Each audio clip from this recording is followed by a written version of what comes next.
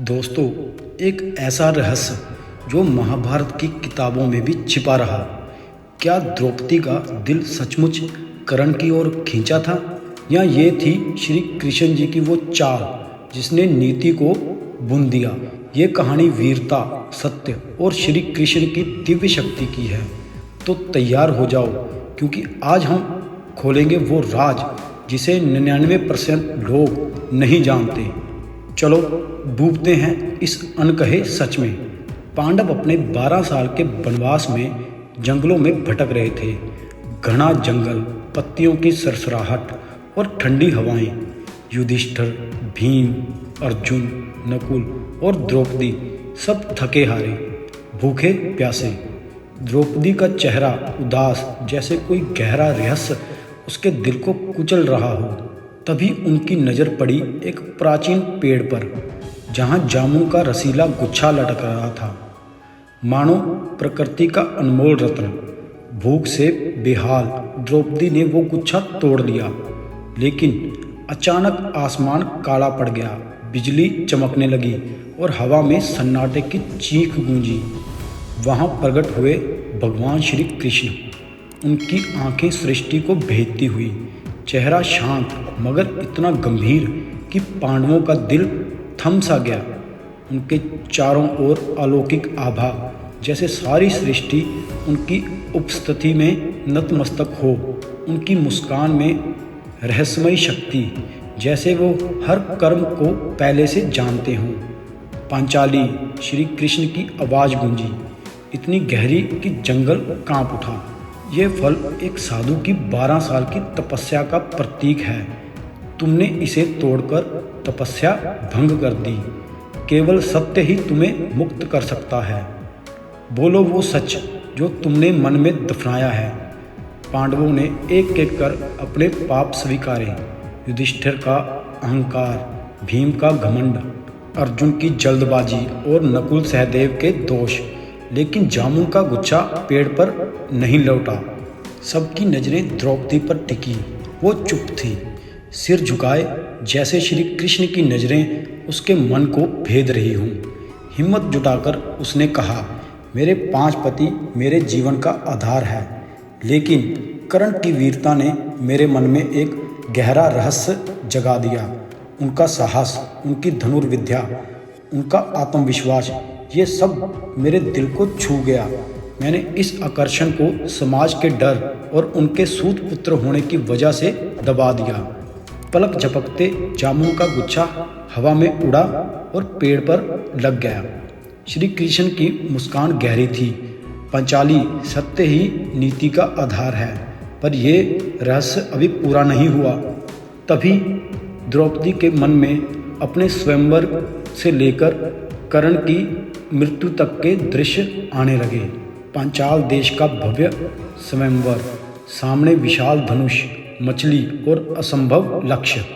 राजा महाराजा नाकाम हो चुके थे। तभी कर्ण उठा, उसके कदमों में ठसक, चेहरे पर आत्मविश्वास और आंखों में आग। जब उसने धनुष उठाया, सभा सन्न हो गई। द्रौपदी की नज़रें उस पर ठहर गई। उसकी वीरता, उसका तेज, मानो सूर्य साकार हो उठा। उसके मन में एक उलझन जागी। क्या वो वीर उसका भाग्य हो सकता था? लेकिन तभी श्री कृष्ण ने एक सूक्ष्म इशारा किया। उनकी आंखों में चमक, जैसे वो नीति को बुन रहे हों। उनका इशारा साफ था, पांचाली, ये तुम्हारा रास्ता नहीं। द्रौपदी का दिल कांपा। वो बोली, मैं सूत पुत्र से विवाह नहीं करूँगी। कर्ण का चेहरा तमतमा गया। दुर्योधन की ओर देखा, जैसे उसका हर कदम अपने मित्र के सम्मान के लिए हो। फिर चुपचाप बैठ गया, आंखों में गर्व और निष्ठा की चमक बरकरार। अर्जुन ने मछली पर तीर चलाया और स्वयंवर समाप्त हुआ।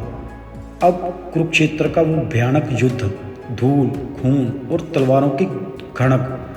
अर्जुन और कर्ण आमने सामने। दूर खड़ी द्रौपदी की नज़रें कर्ण पर थी।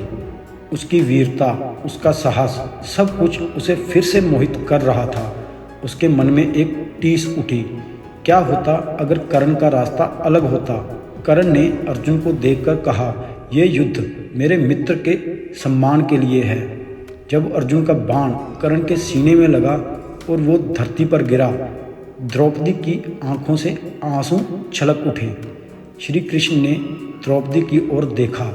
उनकी आंखों में गहरी शांति। पांचाली, उनकी आवाज़ में दिव्य शक्ति थी। तुम्हारा आकर्षण वीरता के लिए था, प्रेम के लिए नहीं। नीति मेरे इशारे पर नाचती है। युद्ध समाप्त हुआ। पांडव और द्रौपदी हिमालय की अंतिम यात्रा पर थे। एक एक करके सब गिरने लगे। द्रौपदी सबसे पहले गिरी। युधिष्ठिर बोले, द्रौपदी अर्जुन को सबसे ज़्यादा चाहती थी, लेकिन कर्ण की वीरता का आकर्षण उनका अनकहा सच था। सहदेव, नकुल, अर्जुन और भीम अपने अपने दोषों में गिरे। अंत में सिर्फ युधिष्ठिर और उनका कुत्ता यम बचे।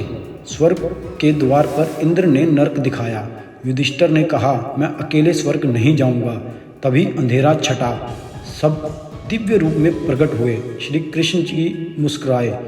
श्री कृष्ण की मुस्कान ने सृष्टि को रोशन किया, जैसे वो कह रहे हों, सत्य ही नीति है।